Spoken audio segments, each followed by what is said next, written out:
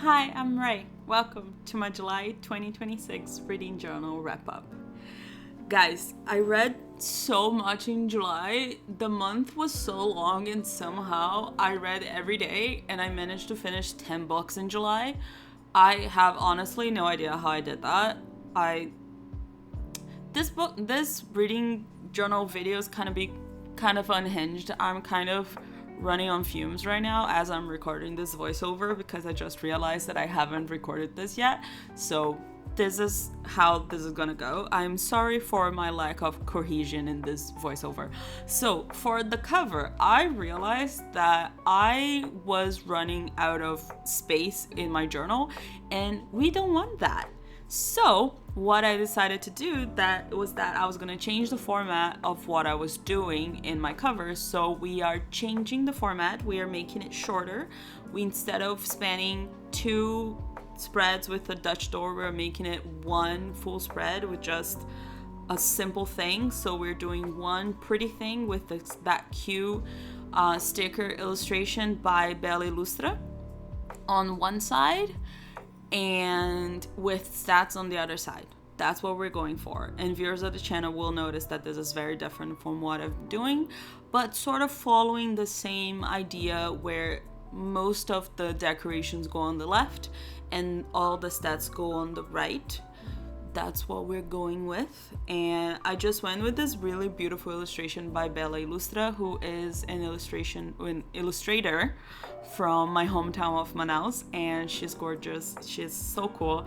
Her work is gorgeous. That's what I meant to say. And I've used her artwork before last month when I was doing the spreads for Mockingjay and Sunrise on the Reaping, and I actually used the leftover of the stickers of the masks that I used last month on this cover page as well. And I just used a couple of leaf stickers to go with the macaw arara mask, just to bring a little more leaves to the page, because I thought it was missing a little pizzazz, a little oomph, just a little bit, just for that. And I just wanted to say as well that if you guys want to get your hands on a Tifosi journal, you can use my code RAYRAMBOS at checkout over at Tifosi, and you guys can get a 10% discount if you use that, and I'll get a small commission if you do. Now, as for my stats themselves, when I finished writing them, I realized I forgot the highlights, and I was like, it's fine. We're gonna figure out another day how to put the highlights here and how to fit them properly, because I was like, I do not want to figure them out properly right now. So I forgot about them. And I only realized I had forgotten about my pile of books when I was editing this footage. So changing the format boggled my mind in a sense that I completely forgot about parts of this page. And that's just because the highlights and the pile of books go behind the Dutch door, and the Dutch door is gone. So I forgot about them. Anyway, moving on to the highlights. I'm just showing my Stabilo bosses. I used number 70/165 and 70/137. The 165 is the taupe brownish and the 137 is the greenish color. I thought they went really well with the kind of green taupe beige colors that I had going on here. I don't know, I don't really go for kind of muted colors, but I thought they kind of really worked out with the stickers that I had here. I really like these. Anyway, I ended up reading 7 digital books, which is about how much I read digitally. 1 physical book and 2 audiobooks, which marks audiobooks coming back into my life. Last year I read a lot of audiobooks. This year not so much. Libby, love of my life, read 9 books from Libby and 1 from my personal library. I read 3,136 pages, and in that counts my 2 audiobooks. I count the pages for those within because the hours make me confused. The books were about like 280 pages up to 510 pages, just about. Most, like 5 of them were around like 280 pages. One of them was like 190 pages. That was the physical book, was a shorter book. And then I had a couple in the 300s, one in the 400s, and one in like, that was like 510 pages, 512. It was like low 500s. And then I actually have 2 DNFs this month. So I'll actually tell you guys about the DNFs now, because I'm sure when I get to talking about the starter pages that we'll talk about, I will just skip right over the DNF page. Where is it? So this month I DNF'd The Isle of the Silver Sea by Tasha Suri. I was actually very excited about that. I just was not feeling the story. I don't know, it was something about the writing style that I was not connecting with. I was very interested about the plot. I was just not connecting with the writing style. I might give it another go. I was just not really into it. And then the other one was Ice Planet Barbarian by Ruby Dixon. That one I kind of started as a joke with one of my sisters, because we were like, oh, let's read something kind of trashy. And we chose Ice Planet Barbarians because she was like, I cannot read this by myself. Will you read it with me? I was like, sure, let's do it. And then I was like, I can't do it. It's too much for my brain. So I couldn't do it. And mind you, I read some weird stuff. I just can't. When there's essay involved, I get it's a bit too much for me, and it's not that it's when it has essay, it's when essay is kind of romanticized, and that's what I felt about it. So I kind of had to step away from that. So that's what's going on. But I might come back to Isle of the Silver Sea. That one I might come back to. Not now. Maybe later. I have too many other books to read right now. But that's what's going on. And just finishing touches to the cover page. And we'll get to all 10 books that I read in July. Let's get started. First up is The Trembling Hand, Reflections of a Black Woman in the Romantic Archive by Mathalinda Nabugodi from Sweden. To decorate this page, I used this partial British painting I had from, I believe, a British tour guide booklet that I had from when I went to London a couple years ago, that at some point I doodled over a couple of years ago as well. And as well as a gilded washi tape that will show up later that I got from a set that I got from Tifosi at Christmas from my husband. And The Trembling Hand is a history book as well as sort of a biography about British Romantic poets, specifically Wordsworth, Coleridge, Percy and Mary Shelley, Keats, and Lord Byron. But The Trembling Hand is not specifically a book to learn about the life and work of these writers, but it is a book to question their work and their life in contrast with the society they lived in, and specifically to question their involvement or lack of involvement in matters of slavery and the abolition of slavery. All of them lived near and around the time of abolition of slavery in the British Empire, but most, if not all of them, were at best silent about it. And all of them were somehow, in some way, involved, at least involved with people that benefited from slavery in some way. As Nabugodi puts it, they cannot have been oblivious to its existence. Their silence was a political statement. This book uses objects that belong to these writers that we have today in existence today to create links between the lives of these authors to the life of Nabugodi herself, as well as the lives of enslaved people throughout existence, as well as what was happening in the 1700s and 1800s. This is not an easy book to read, but I found it extremely enlightening, and it made me even more sure of how little we can separate art from the artist, especially when it comes to writing. A lot of what we believe in comes through in our writing. And it's not something that can be simply detached from us. I gave The Trembling Hand 4 stars.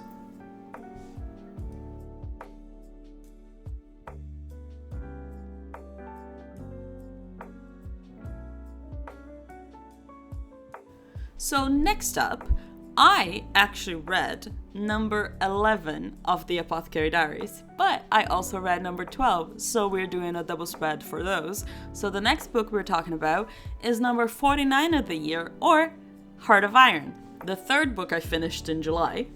So not that out of order. July is extremely out of order. Thank God I decided to number the books I read this year. Otherwise, it would be a little confusing. But anyway, let's talk about Heart of Iron. Heart of Iron is a book by C.M. Alonji that you guys, or Alongi, I actually don't know how to say her name. I apologize, my dear. This is, you guys might know her from TikTok. This is the first book of the series for Cafe Latte, which is actually a series of TikTok shorts that I actually watched a couple of years ago. I followed it for a while and then I fell off of following it. And this is actually the second TikTok story shorts thing that I read this year. The first one was, what was the name of that book? Just Stab Me Now. That was fun. This was also really fun. I had a lot of fun with this. Alonji has created this world and has been writing in this world, because the series on TikTok is still going on. She has been writing in this world for a couple of years now, and you can definitely tell when you read this book, because you can tell that there is so much going on in this world that Alonji is just like slightly telling us about in this first book, and that there's so much more that is happening here. So I am very excited for more books of this series. I might go back and watch the TikToks again, but I would go back to the very start because I am like that and I like watching the entire series. So I might do that, but I don't know. I really had a lot of fun in this book. I ended up giving it a 4.5 stars. I had a lot of fun. I will say though, and this is no fault of the book, I did not deduct points for of the book at all for this. The formatting of the digital version that I read on Libby was a little bit off, but that might be because I believe this is self-published, and that might be something off because of that. But I did not deduct points for the book for that, off the book for that at all.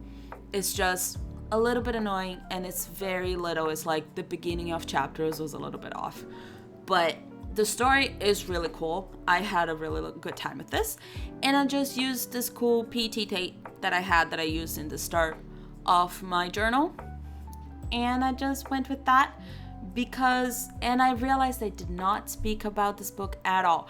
I just realized that this book is about Bob, the Violet Fairy, that decided to help humans escape the Fae realm and live in the human world, and because the Fae in the Fae realm are terrible and have enslaved humanity for ages, and she decided she was no longer going to participate in that and left. And it's also about Jennifer Charles, baker extraordinaire, that has just left prison and is looking for a job, and they end up working for Bob, and things go awry. I don't want to say more because it could be spoilery, so that's all I'm gonna say. It is really fun though. I had a lot of fun with this. Yeah, next up, Apothecary Diaries, another book I cannot say anything about because I'm reading numbers 11 and 12. So let's talk decorations first. This spread, I used my last Nina Palmeritis sticker.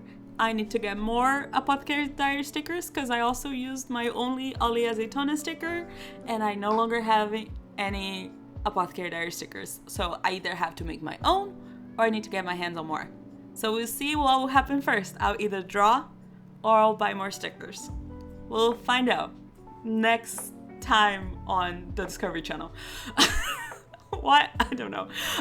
Anyway, I just went with double spread galore, brown papers in the corners, stickers in the middle, purple flowers that will show up eventually, scattered around, and pretty things And I also used a really cool Muji pen that is gray that I forgot that I had, and it's really nice. I forget now if I kept the footage that I showed the pen, but it's a really nice shorter Muji pen. It's really nice. We'll see if I kept the footage. I have no idea. I honestly edited this video a couple of days ago, so it's been a while. I don't know what's happening in this anymore. I've been waiting for my headache to pass for me to do the voiceover. That's why I was like, I forgot to do this voiceover.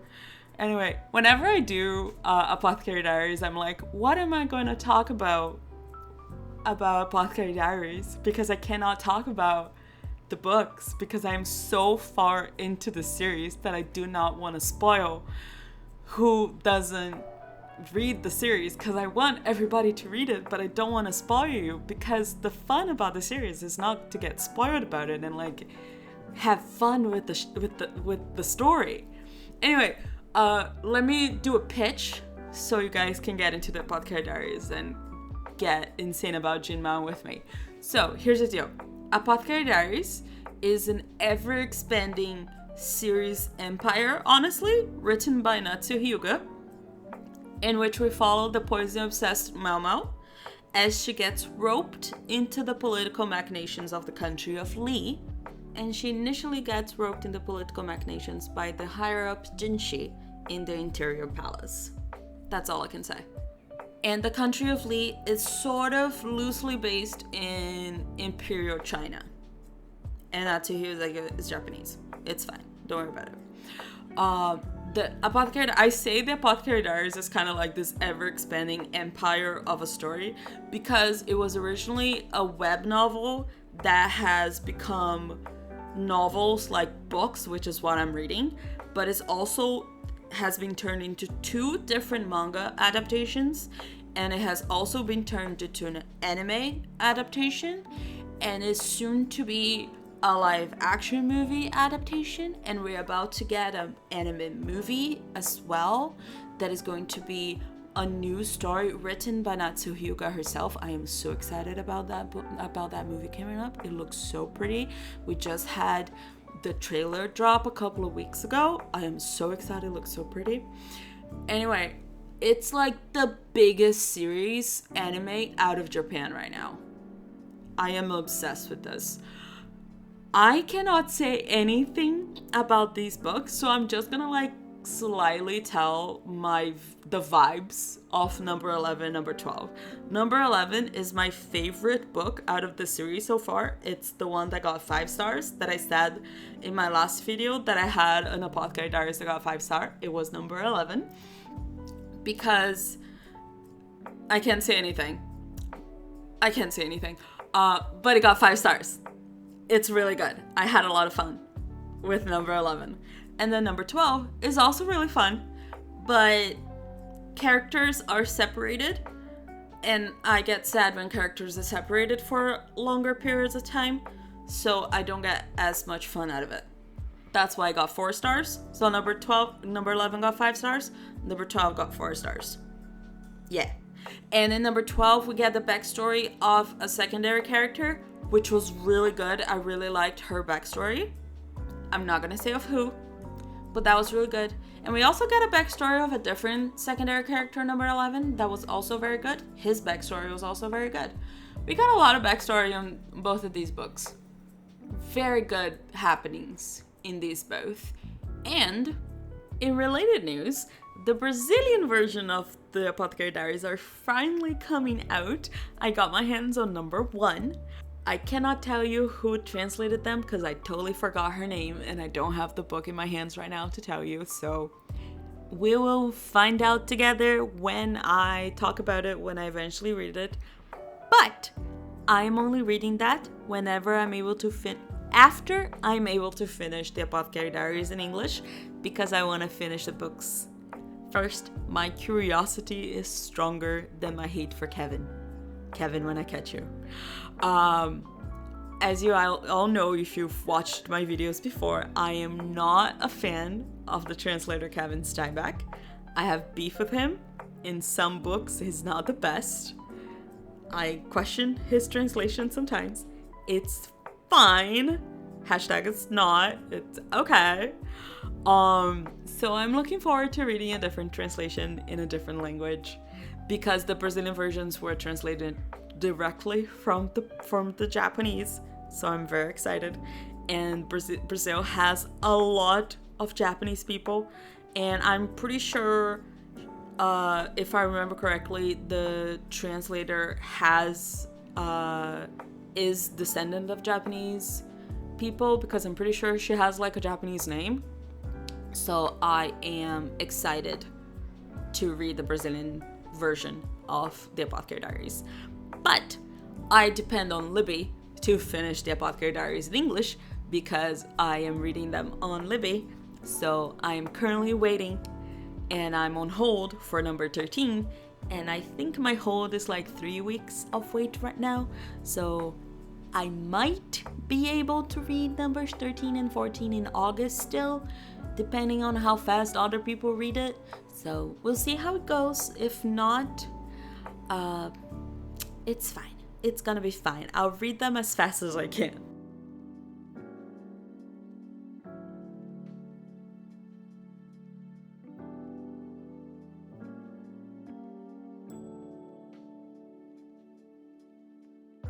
Next book we're talking about is Sense and Sensibility by Jane Austen.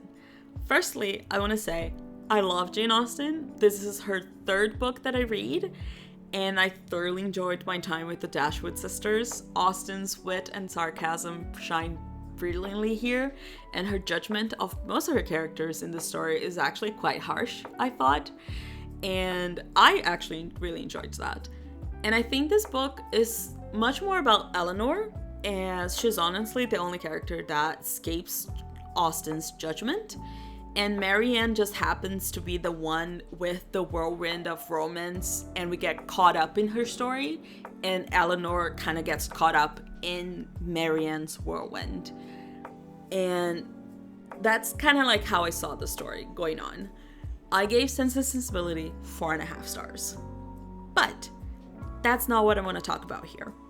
While I was reading this book, the Trembling Hand that I read earlier in the month was actually in the back of my mind.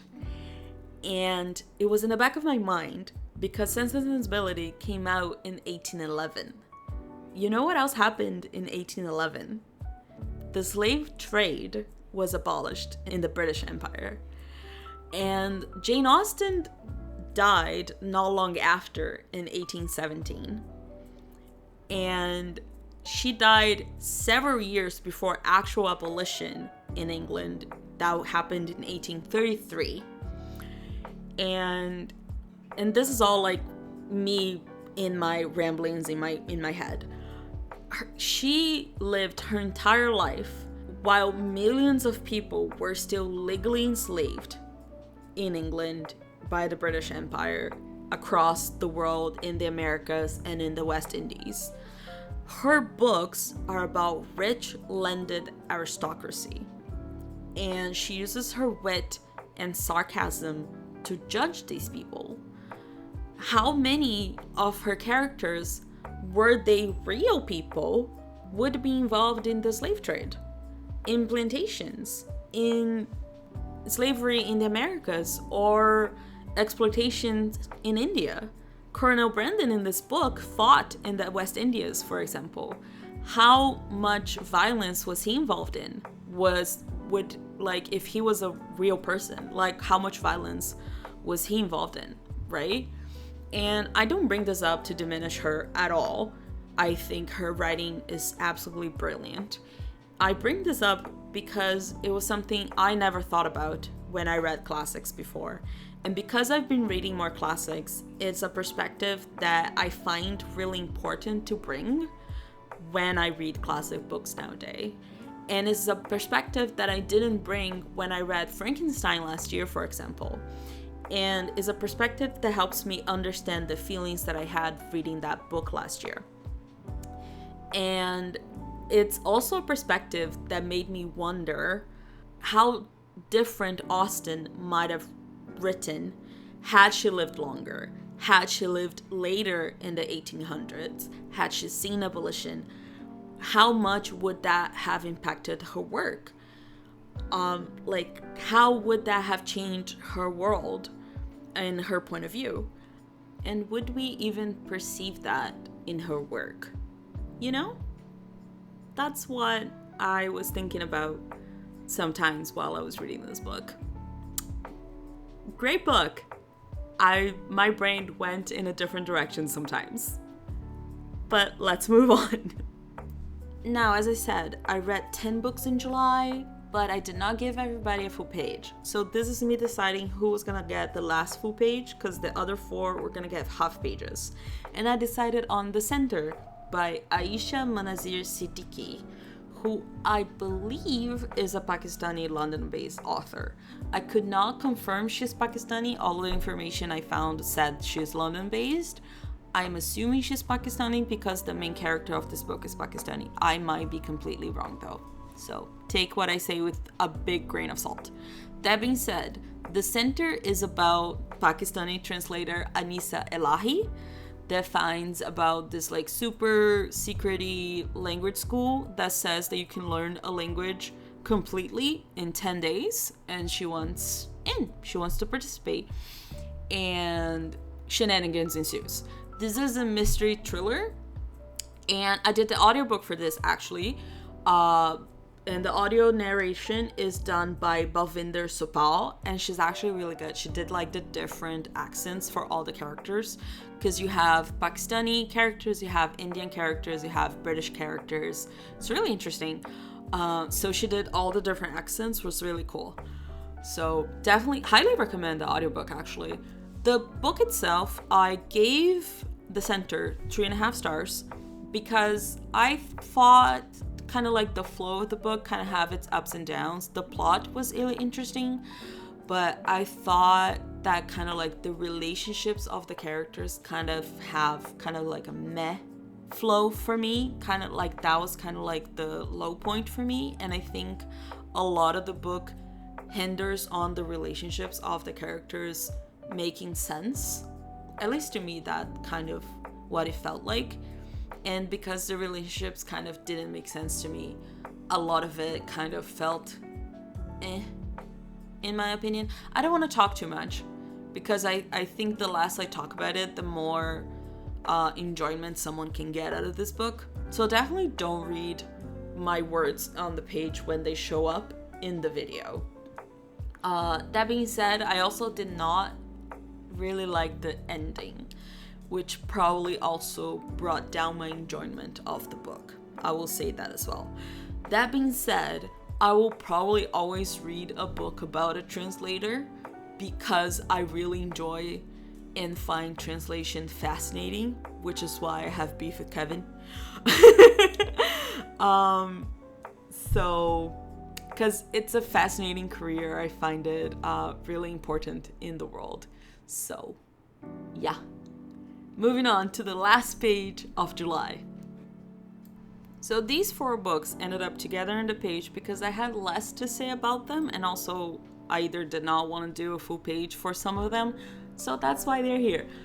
So let's do kind of like a spitfire round all about all 4. We'll go in order. First up, we have number 50 of the year, Dois Irmãos by Milton Antunes. We're finally getting to number 50. This is a Brazilian book, actually based in Manaus, aka my hometown and where I live right now. And I was really excited about this. I actually never read a book based in my hometown before. However, I absolutely hated this, and I only finished this because 1, I bought this book. I have it physically in my library at home. And I specifically made a prompt for my bingo because I wanted to read this book, because this is a local book by a local author from my hometown. And that's why I read this book. I give this book 2 stars. Next up was number 53, More Days at the Morisaki Bookshop by Satoshi Yagisawa. This is the sequel to Days at the Morisaki Bookshop that I read last year. And unfortunately, I don't think the sequel is as successful as the first one. in the first one, Takako and Satoru, the main characters, are lost and they are trying to find their way through life, and somehow they manage to help each other in different ways. And this one I felt that it's much more about Satoru and Momoko, and I think like this story is very meandering, and the first one is very meandering as well, but I think the nature of the story being meandering, it was a strength in the first one, but in the second one, it kind of made it feel a little pointless. So I ended up giving More Days at the Morisaki Bookshop 3.5 stars. Number 54 was Milk and Honey by Rupi Kaur. This is actually a poetry book. I have not read a poetry book and I do not even know how long. I don't really read poetry. I much prefer fiction and prose as opposed to nonfiction and poetry. I've been trying to read more nonfiction in my life, and you can definitely tell I read prose and not poetry. But I picked this book up actually because one of my yearly challenges that I'm participating in, the Lost in the Library, one of the challenge for July was read a book that was banned. And I ended up picking Milk and Honey from a list, and the synopsis for it I thought was really interesting. And I did not realize it was a poetry book until I started the book. And I was like, oh, it's a poetry book. So I read it, and it's actually really good. It's definitely more free-flowing poetry, and it's very, it's not like rigid. It has different formats in the poetry. It's not like one format poetry for every poem. It's very free-flowing, and I appreciated that. And this book was challenged in US schools due to sexual themes, trauma, and discussions of abuse. And I found parts of this book really beautiful, and I wanted to read actually one of the poems of the book. I apologize for my terrible poem reading. It goes like this. Your art is not about how many people like your work. Your art is about if your heart likes your work, if your soul likes your work. It's about how honest you are with yourself, and you must never trade honesty for relatability. It's a very short poem, but it's definitely one of my favorites of the book, and that is definitely biased from me because I am a visual artist. I am an illustrator by trade, and I love poems about art and about artists relating themselves to their work. And these words themselves are very important to people that create and are creative. And it's also very important, I think, to anyone. When you create something, you have to respect yourself and respect your views and understand yourself as well, because when you create something, be it anything, you have to be able to defend it. So you have to create it with your whole chest. You have to know yourself to create it.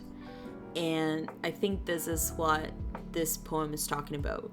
So like you can't worry about what everyone else is saying. You have to worry about what you yourself is saying. You know? I gave Milk and Honey 3.5 stars. Now, the last book, number 55, My Best Friend's Honeymoon by Mara Wisner. I picked this up because sometimes you need a cutesy low-stakes best friends to lovers romance, and this is exactly that. This is actually a non-binary lesbian and pansexual and girly pop romance, and I picked it up because sometimes when I want like a cutesy romance, actually not sometimes, 99% of the time when I want a cutesy romance, I will read a queer romance because straight romance has been done to oblivion, and I would rather read something new with a queer couple than something that I've seen 3,000 times with a straight couple. So I read queer romances when I want something cutesy. Mare Wisner themselves is non-binary, and you can definitely see that a lot of the book was probably written from like their own personal experience. Like, not that the story is their life story, but like the character is written from their personal experience being non-binary, right? And those are all the books I read in July. I had a lot of fun. I read a lot. I read every day. But now, and I gave my best friend's Honeymoon 3 stars. I forgot to say. Now, let's update this page with all the ratings. So I have 1 2 stars, a couple 1 3 stars, 3 3.5 stars, 2 4 stars, 2 4.5 stars, and 1 5 stars. All over the place this month of July. But now, let's go to the beginning of the book and see how we're doing with this. Okay, first up is my calendar page with July needed to be updated. As you can see, I have way too many dots there because I have the 2 red dots of DNFs that I DNF'd basically one after the other. I did not realize that until right now. 10 books, as I said, and I'm just updating that I read every day in July. And both months that I read every day was January and July. Every other month I had a couple of days that I did not read for one reason or the other. Now for my bookshelfie, this I marked by genre, and I actually have a couple to write. I tend to write them throughout the month as the month goes on, because I always like to let my Pigma Micron dry for a couple of minutes before I put the marker on top, because it always smudges a little bit if it's not completely dry. So I have to put down the colors for everything, and I just have the color numbers on the side there, because if I did not, I would definitely have gotten this wrong 100%, because initially I did not have those numbers there, and then I was like in January, like mid-January, I was like, nope, I definitely need the colors written down here. I had them in a piece of paper that I kept in the back that I still have somewhere in my journal. And I was like, no, I definitely need these written down 100%. And I regret using this really dark color for classic fiction because it's really hard to see. And later, off camera, I wrote on top of the, I wrote Sense and Sensibility again on top so I could read better, because I can definitely not read that right now, right? Like, it's way too dark. But that's how the shelf is coming along. It's very colorful. I quite like it. I think I'll keep my shelf being book genre. I think I'll just change the colors that I'm using. Now for this page, my favorite, I am definitely keeping this page forever in my book journals. I love it so much. Look at it. It's so cute. I'm just putting down all of my books, all 10 of them. I definitely I get distracted by the stickers, and I just write down as the month goes on so I don't get lost. And I had a couple of stickers beforehand because I printed them last month, in June, because I had finished them, because I record these in the beginning of the next month, so I had already finished a couple of the books. So, but I did not put them down so I could record putting all of the stickers together, and it was a complete roll. It's really cute. So we're skipping those pages because I'm done with those. I have release year here, and this one I actually update throughout the month. So I had 2 or 3 books only to put down. In star ratings, I actually have all of them to put down, because this one I actually wait until I actually put everything on the monthly pages. And guys, I did not make a mistake this time, because last time I touched this page I had to correct so many mistakes. I was so afraid of making another mistake. I was so particular about every single thing. Look at this. I did not make a single mistake. Look at that little finger at the bottom, making sure I am pointing at the right number and the right color. Oh my god, I was so particular. No mistakes in this page. I was so happy. Yay me. My borrow and owned page, I am definitely gonna run out of space on the borrow column, and I've decided that I will skip over to the other side from the top down, so the orange will skip over and come down. And I was just pointing out the DNF side over there. The Isle of the Silver Sea and Ice Planet Barbarians are over there on the side. As I said before, those are the two new DNFs of the month. Now we got July on my yearly stats. As I said, 10 books, 7 digital, 1 physical, and 2 audiobooks. That makes it like 4 audiobooks in the year. I have not been reading audiobooks this year at all. Like last year, I already forgot. But I think I did like 20 audiobooks last year. I did a lot. Series tracker. I have to say, guys, I am reading One Piece. August, I'm reading One Piece. I am currently reading One Piece. Guys, August is coming. Next month, my next video will talk One Piece. Actually, we will not, because I will not spoil people. So, bro, for reading. The thing fell from my hand, so it did not count that. And then I rolled a 6 that I had already rolled. And then I rolled a 17, which is Rhapsody. And I cannot read her name right now, and I don't have the book in my hand, and I'm not picking it up. It's a random book that I found at a used bookstore. That should be fun. Mutant 2, as I'm pointing out, is a book that I literally got so it would fit in like a bunch of my challenges. Look at him. Look at that. Local author right there. I finished this book because it was like a part of a bunch of my challenges. Anyway, Dois Irmãos. I read it. It's there. I did it. Heart of Iron went to Non-Human MC because one of the main characters is a fairy. And then pre-1900s release went to Sense and Sensibility by Jane Austen. And local author went to Mutant with Dois Irmãos. I have Made Me Cry, 1990s release, and over 600 pages left on my bingo for a full bingo. I finished Read the Rainbow because I got a Power Unbound with the green cover that I forgot to print last time, and Heart of Iron with the yellow cover. And I am done with one of my challenges. And then we don't talk about the Goober Book Club because I have been completely ignoring this book club. I've read one of the books so far. This is bad. This is bad, guys. But the Year of Goop is going really well. I drew the brownie for June. I have not drawn the apple pie for July, but I am doing the blueberry muffin for August. I'm currently going very slowly for it because I'm reading a very big compendium of Latin American female authors, and it's really cool, but it's really big, so it's taking me a little bit to go through that. The Lost in the Library is the one I was talking about, the reason why I read Milk and Honey, and I'm very happy for that. This has been a really cool challenge to do. Banned book, I rolled a 2, and I got a debut novel to read for August.